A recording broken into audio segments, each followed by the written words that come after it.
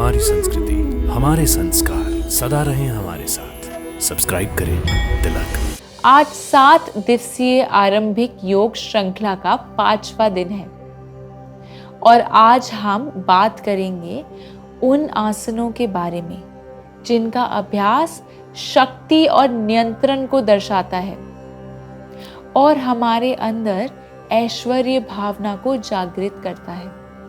विभिन्न योग तकनीकों के माध्यम से ऐश्वर्य भाव को विकसित करने से हमें अपने मानव स्वभाव से ऊपर उठने की क्षमता और शक्ति प्राप्त करने में मदद मिल सकती है।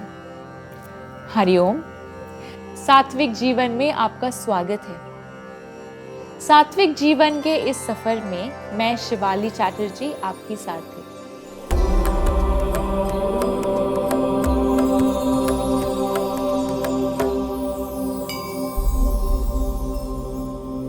अर्ध चक्रासन। अर्ध चक्रासन संस्कृत भाषा का शब्द है।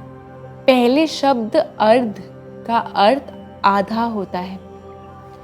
दूसरे शब्द चक्र का अर्थ पहिए से होता है। अर्ध चक्रासन हठ योग की बहुत ही महत्वपूर्ण आसन है। इस योगासन में शरीर पहिए की आधी आकृति के आकार में आ जाता है। अर्ध चक्रासन से होने वाले फायदे।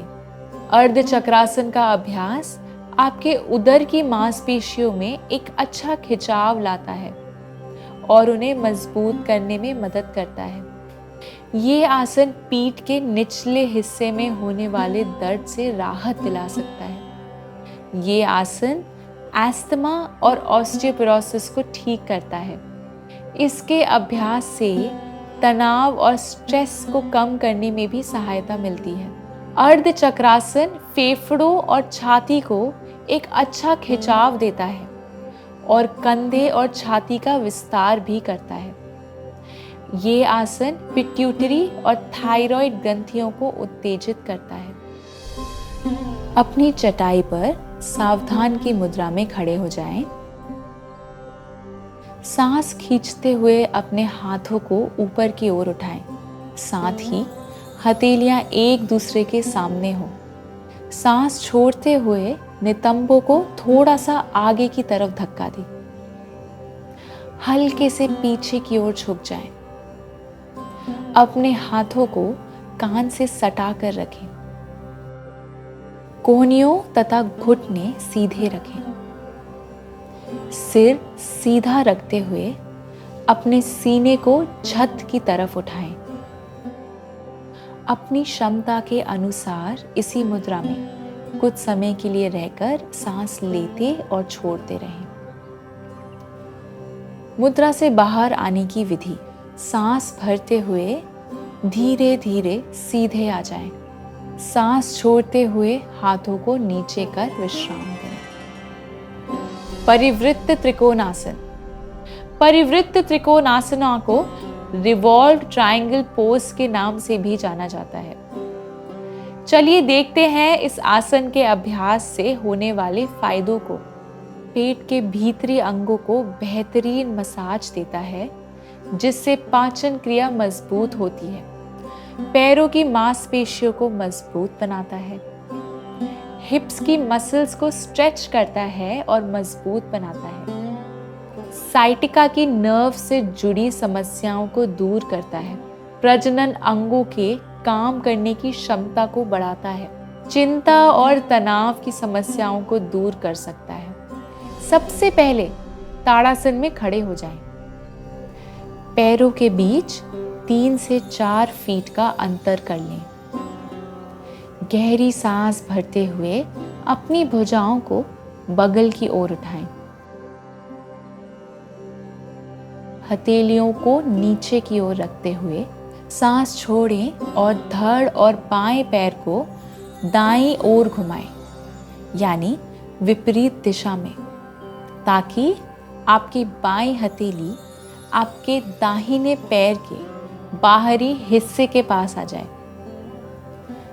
अपनी दाहिनी बाह को फैलाएं और बाईं बाह की सीध में लाएं और ऊपर दाहिने अंगूठे को देखें।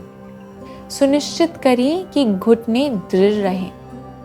कंधे के ब्लेड को फैलाएं और सामान्य सांस लेते हुए क्षमता अनुसार कुछ सेकंड तक इसी स्थिति में रहें। आसन से बाहर कैसे आएं? सांस लें और अपने बाएं हाथ को ऊपर उठाएं और अपनी धड़ को वापस मूल स्थिति में घुमाएं। दूसरी ओर से दोहराएं। सांस छोड़ें और धड़ और दाएं पैर को बाईं ओर घुमाएं, यानी विपरीत दिशा में, ताकि आपकी दाईं हथेली आपके बाएं पैर के बाहरी हिस्से के पास आ जाए। अपनी बाईं बाह को फैलाएं और दाईं बाह की सीध में लाएं और ऊपर बाएं अंगूठे को देखें। इसके बाद सांस लें और अपने दाएं हाथ को ऊपर उठाएं और अपनी धड़ को वापस मूल स्थिति में घुमाएं। कुछ समय के लिए विश्राम करें। विपरीत वीरभद्रासन। विपरीत वीरभद्रासन को अंग्रेजी में रिवर्स वॉरियर पोज के नाम से जाना जाता है। वीरभद्र नाम हिंदू भगवान शिव का उग्र अवतार से लिया गया है। विपरीत वीरभद्रासन एक सरल योग मुद्रा है जिसका अभ्यास करने के लिए शारीरिक संतुलन या बल की आवश्यकता नहीं पड़ती। विपरीत वीरभद्रासन के लाभ: कूल हो, कमर और शरीर के किनारों को खोलता है, धड़ का विस्तार होता है जिससे बेहतर सांस लेने में मदद मिलती है। विपरीत वीरभद्रासन से रीढ़ की हड्डी में आवश्यक रूप से मोड़ लाए जाते हैं जिससे वह लचीली बनती है और पीठ की जकड़न की समस्याएं दूर हो जाती हैं। नियमित रूप से विपरीत वीरभद्रासन अभ्यास करने से शारीरिक पोस्चर में सुधार होता है जिससे शारीरिक मुद्रा संबंधी कई समस्याएं दूर हो सकती हैं। सबसे पहले सपाट जमीन पर चटाई बिछाकर सीधा खड़े हो जाएं। अब दाएं पैर को आगे और बाएं पैर को पीछे करें। अब जांघ और सामने के घुटने को मोड़ें। आपका घुटना आपके तखने के ऊपर होना चाहिए जिससे उसे अंदर की ओर गिरने से रोका जा सके। भुजाओं को फर्श के समानांतर कंधों की ऊंचाई तक उठाएं। ये वीरभद्रासन 2 की स्थिति है। अगली सांस छोड़ते हुए बाएं हाथ को बाईं जांघ के पीछे ले जाएं। दाहिने हाथ को सीधे ऊपर उठाएं। उंगलियों को पैरों तक छत की ओर पहुंचाएं। दाहिना बाइसेप दाहिने कान के बगल में होना चाहिए। सामने के घुटने को मोड़ कर रखें और कूल्हे को कमर के किनारों से लंबा करते हुए नीचे की ओर रखें। लगभग 5 से 15 सांसों तक इस मुद्रा में रहें। मुद्रा से बाहर कैसे आएं?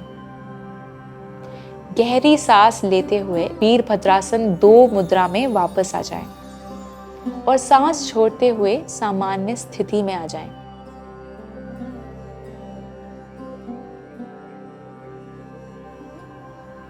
दूसरी ओर से दोहराएं। अब बाएं पैर को आगे की ओर दाएं पैर के पीछे करें। अब जांघ और सामने के घुटने को मोड़ें। आपका घुटना आपके तखने के ऊपर होना चाहिए जिससे इसे अंदर की ओर गिरने से रोका जा सके। भुजाओं को फर्श के समानांतर कंधों की ऊंचाई तक उठाएं। अगली सांस छोड़ते हुए दाएं यानी कि पीछे वाले हाथ को दाएं जांघ के पीछे ले जाएं। बायां हाथ सीधा ऊपर उठाएं। बायां बाइसेप बाएं कान के बगल में होना चाहिए। सामने के घुटने को मोड़ कर रखें और कूल्हों को कमर के किनारों से लंबा करते हुए नीचे की ओर रखें। लगभग 5 से 15 सांसों तक इस मुद्रा में रहें। गहरी सांस लें और वीरभद्रासन 2 मुद्रा में वापस आ जाएं और सांस छोड़ते हुए सामान्य स्थिति में आ जाएं।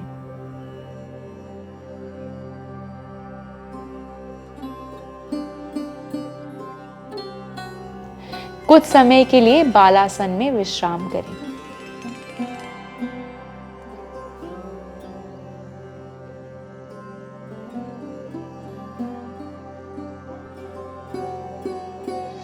ऊर्ध्वमुख श्वानासन।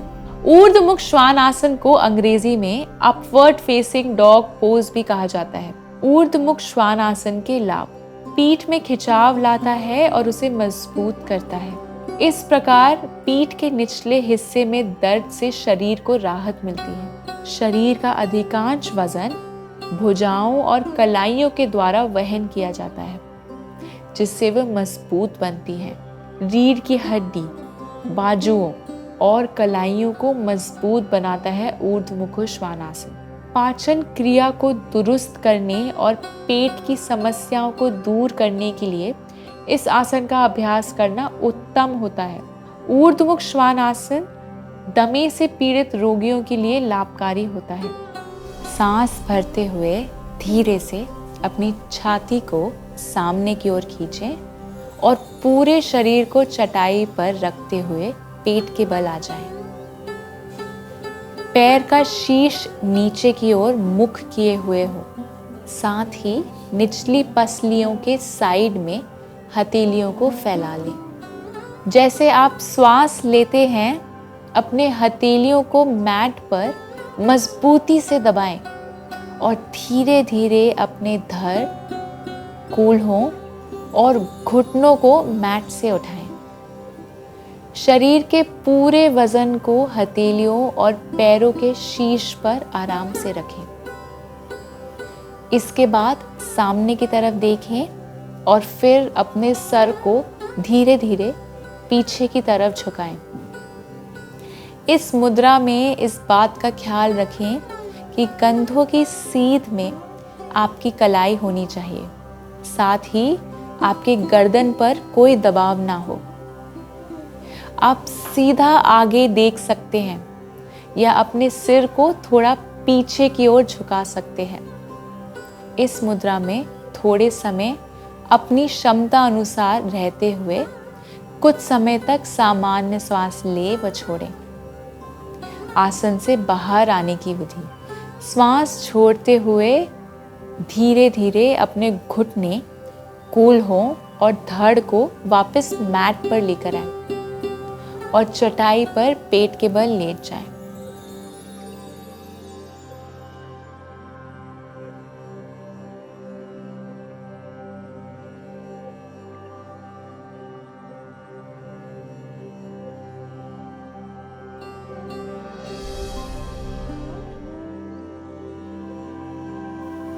कुछ समय के लिए अपनी सांस को महसूस करते हुए आंख बंद करके लेटे रहें और 10 से 15 गहरी सांसें भरें।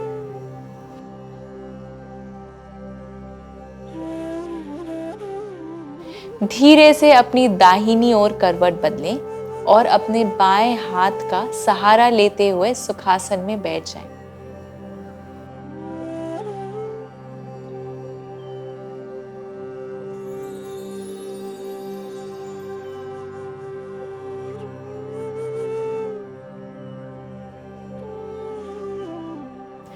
अब अपनी दोनों हथेलियों को आपस में अच्छे से घर्षण करें और तब तक करें जब तक आपको अच्छी गर्माहट का एहसास ना हो। अब धीरे से हथेलियों में उत्पन्न हुई ऊर्जा को अपनी आंखों में हल्के हाथों से रखें। ध्यान रखें, हथेलियों से आंखों पर कोई भी दबाव नहीं देना है। धीरे से हथेलियों को देखते हुए आंख खोलें।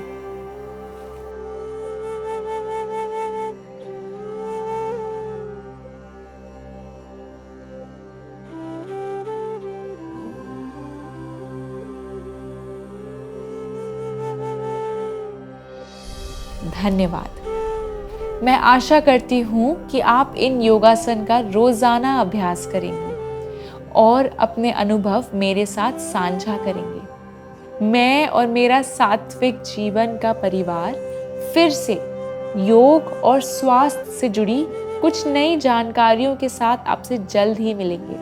तब तक के लिए हमारे इस वीडियो को लाइक और शेयर करें और हमारे इस अनूठे से परिवार का हिस्सा बनें और हमारे इस चैनल को सब्सक्राइब करें। स्वस्थ रहें, प्रसन्न रहें। आत्मा और परमात्मा के मिलन की इस सात्विक जीवन यात्रा में हमारे संग चले।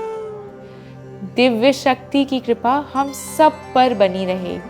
हरिओम तत्सत।